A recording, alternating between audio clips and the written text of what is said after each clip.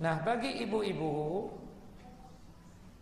bila mereka ingin jilbabnya tidak dilepas pada saat berwudu, dikarenakan ada laki-laki yang bukan mahramnya di tempat berwudu tersebut, atau mungkin dia memang ingin tidak melepasnya hatta di rumah sekalipun, boleh jilbabnya tersebut atau kaos kakinya ya tidak dilepas.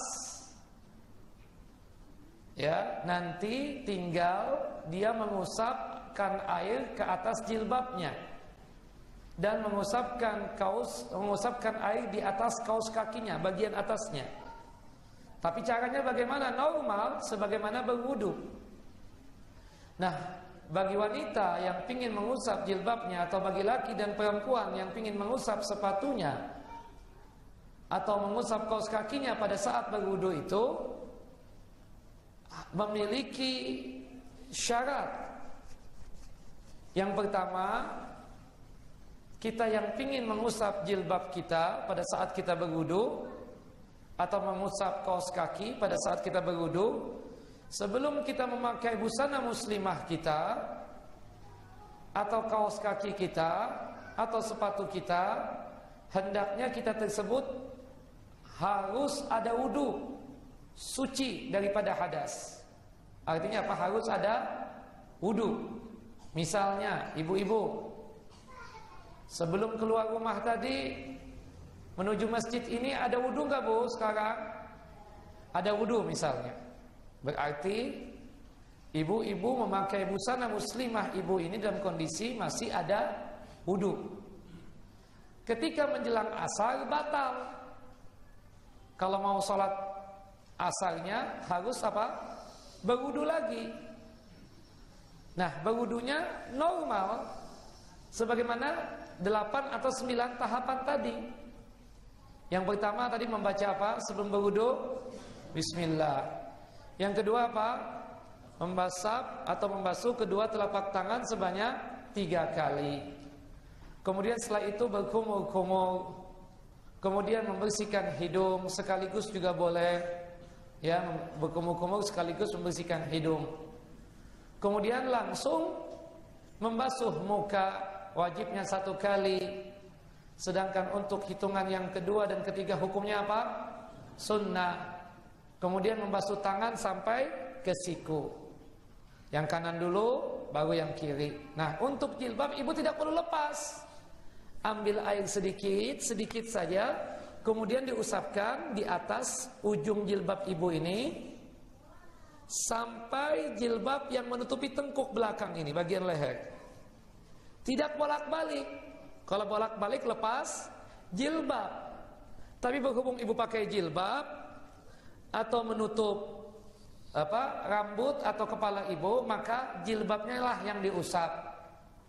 Ingat, ambil air sedikit, diusapkan dari ujung jilbab ya sampai jilbab yang menutupi tengkuk belakang ini. Ya. Bolak-balik enggak ibu-ibu? Tidak. Bolak-balik itu kalau apa? Kalau lepas jilbab ketika berwudu di kamar mandi misalnya, atau berwudu di rumahnya. Ya. Tapi ketika mengusap jilbab, cuma jilbabnya saja diusap, tidak bolak-balik. Kalau bolak-balik ya lepas nanti jilbabnya. Kemudian ingat, jilbab yang menutupi bagian kepala saya, bukan jilbab yang panjangnya airnya dibasah-basahin. Tidak.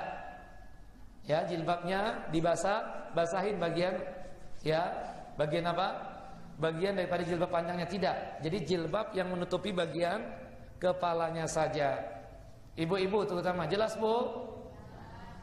Kemudian untuk kaos kaki, bagi bapak ataupun ibu perhatian, ambil air sedikit, maka diusapkanlah, ditempelkan air yang ada di telapak tangan kanan kita ini, menempel di atas kaos kaki yang kanan.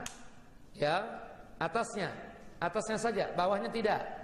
Atasnya saja. Sedangkan yang kiri itu mengusap bagian kaos kaki yang kiri tersebut. Kalau saya mau contohkan, ambil air sedikit, kemudian kita pakai kaos kaki kan, kemudian diusapkan bagian telapak tangan kanan dan kiri, nempel begini. Jelas? Kalau nggak kuat, ya bagi yang gemuk mungkin, ya cukup begini saja. Jelas ikhwan? Jelas Bapak Ibu?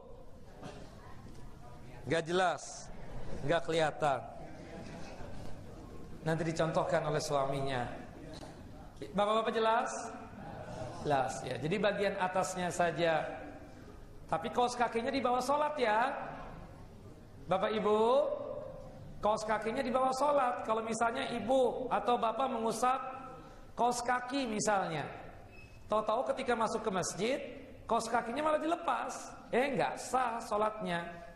Karena dia belum membasuh kaki kan tadi. Kaos kaki yang diusap, yang ada air sedikit tadi itu malah ditanggalkan, malah dilepas.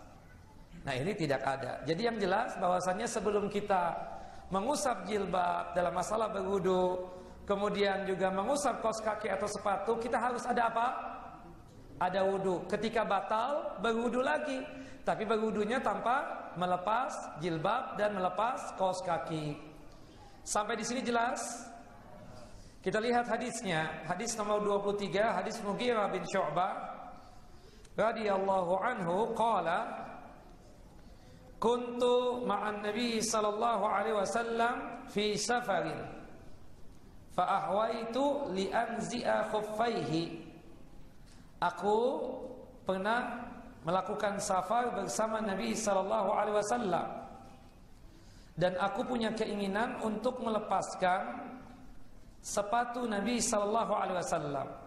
Faqala, kemudian Rasulullah berkata kepadaku, "Da'huma, jangan dilepaskan wahai Mughirah bin Syu'bah sepatuku itu.